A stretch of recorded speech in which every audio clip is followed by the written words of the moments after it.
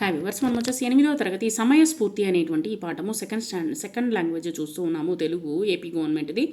ఇక్కడ ఇచ్చినటువంటి ఇవన్నీ మనము నోట్స్ రాసేటప్పుడు చూద్దాము. ఈ యొక్క కథని గురించి తెలుసుకొని, ఈ యొక్క పాఠము ప్రత్యేక అవసరాలు గల వారికి సానుభూతిగాను ఆత్మస్థైర్యము కావాలని చెప్పడము, సేవాభావంతో సహకరించాలని తెలపడమే ఈ యొక్క పాఠం యొక్క ఉద్దేశము. ఇది మనము నోట్స్ రాసేటప్పుడు దీని గురించి రాద్దాము. ఇక్కడ ఇతరులకు సాయపడేటువంటి మనస్తత్వం ఉన్నవాడు రామానందుడు అనేటువంటి వ్యక్తి. ఆ గ్రామంలో ఉన్న సోముడితో అతనికి పరిచయం ఉంది. సోముడు గుడ్డివాడనమాట. కాబట్టి సోముడికి సాయపడాలనుకున్నాడు. సోముడు అంగవైకల్యాన్ని అధిగమించి జీవితంలో స్థిరపడాలనేటువంటి ఏదైనా విద్య నేర్పించడం అవసరమని గ్రహించి తన సంపాదనతో కొంత ఖర్చు చేసి ఒక సంగీత విద్వాంసుడి దగ్గర చేర్పించాడనమాట. అంటే తనకు కళ్ళు లేదు కాబట్టి పాటైనా నేర్చుకుంటాడు, అంటే చెవులు వింటూ పాటను నేర్చుకుంటాడు అన్నటువంటి ఉద్దేశంతో తనని సంగీత విద్వానుల దగ్గర చేర్పించడం జరిగింది రామానందుడు. భగవంతుడు దయామయుడు. ఇక్కడ వచ్చేసి సోముడికి కళ్ళు ఇవ్వలేకపోయినా గొంతులో మాధుర్యాన్ని ఇచ్చాడనమాట. కాబట్టి నిరంతర సాధనతో సోముడు కొద్ది కాలంలోనే గురువు మన్ననలను పొందాడు. అంటే గురువుని మెప్పించగలిగాడనమాట సోముడు. సరే, సోముడు రామానందుడికి కృతజ్ఞతలు చెప్పుకుంటూ, మొదట నువ్వు సాయపడతానంటే ఎంతో కొంత డబ్బు ఇచ్చి తాత్కాలిక సాయం చేస్తామనుకున్నాను, ఇలా శాశ్వత సంపద అందజేస్తామని అనుకోలేదు అని నీలా ప్రతి ఒక్కరూ ఆలోచిస్తే బాగుంటుంది అని అన్నాడనమాట ఈ యొక్క సోముడు. అంగవైకల్పము ఉన్నటువంటి వారికి తాత్కాలిక సాయం కానీ సానుభూతి కానీ పెద్దగా ఉపయోగపడదు.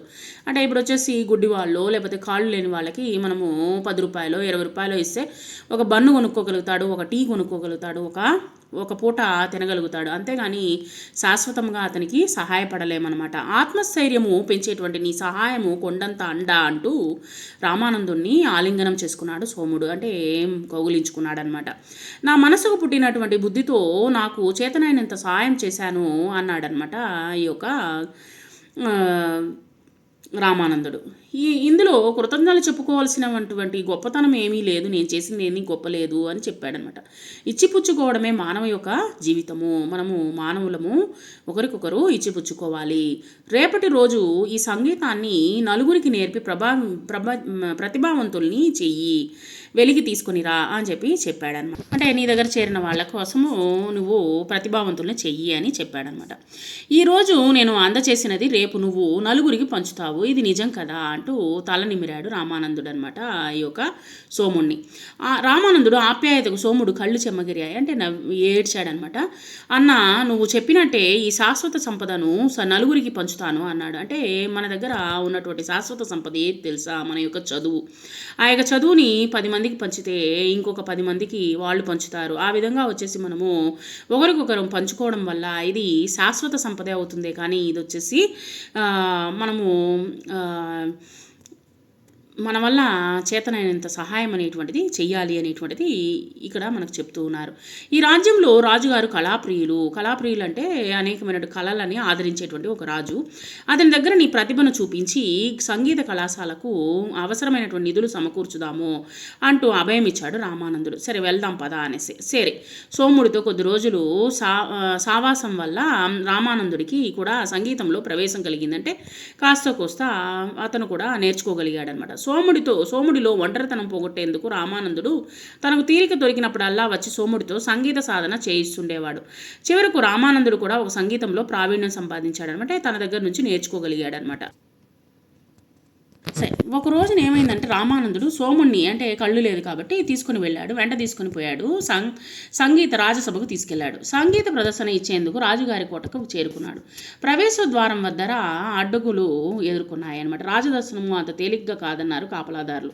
సరే, కాపలా భటులు లంచం ఆశిస్తున్నట్టు గ్రహించినటువంటి రామానందుడు రాజుగారు ఇచ్చేటువంటి కానుకల్లో సగం ముట్ట చెబుతానని ఒప్పందం కుదుర్చుకున్నాడు అనమాట. నీకు డబ్బులే కదా కావాలి, నేను వచ్చేసి ఇస్తానని చెప్పాడనమాట.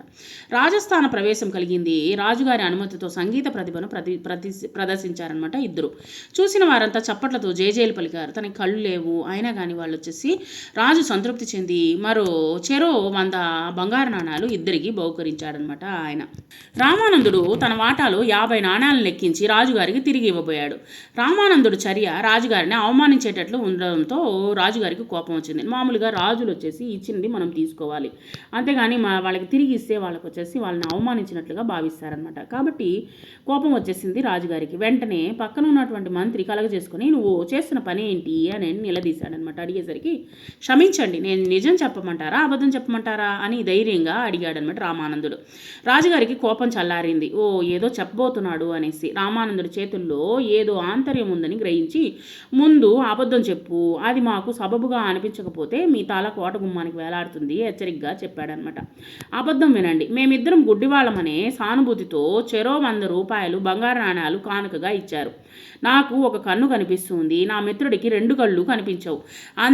అతనికి 100 నాణాలు ఇచ్చినప్పుడు న్యాయంగా 50 నాణాలే మాత్రమే నేను తీసుకోవాలిగా, అందుకే తిరిగి 50 నాణాలు మీకు అందించాను అన్నాడు రామానందుడు.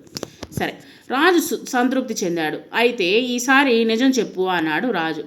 మీరు నటనా సార్వభౌములు, మీరు గొప్పగా నటించగలరు. అందులో ఇప్పుడు నటిస్తున్నటువంటి గుడ్డివాడి పాత్ర అమోఘంగా ఉంది. తోటి కళాకారుల్ని ప్రోత్సహించడము కళాకారుడిగా నా ధర్మము. అందుకే 50 నాణాలు ప్రోత్సాహ బహుమతిగా చూపింది అన్నాడు రామానందుడు. ఒక్కసారిగా రాజుగారి ముఖ కవళికలు మారిపోయాయి.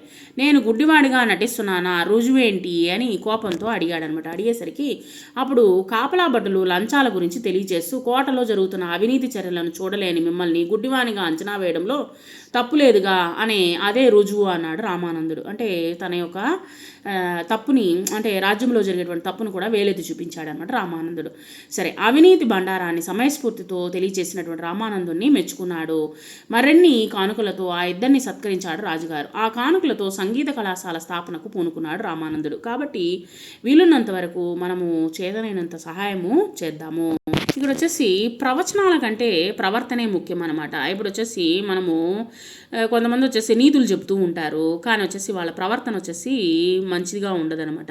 కాబట్టి ప్రవచనాల కంటే, మనం చెప్పేటువంటి నీతి కంటే మన యొక్క ప్రవర్తన చాలా ముఖ్యము అనేటువంటిది మనము ఈ యొక్క సూక్తిని తెలుసుకున్నాము.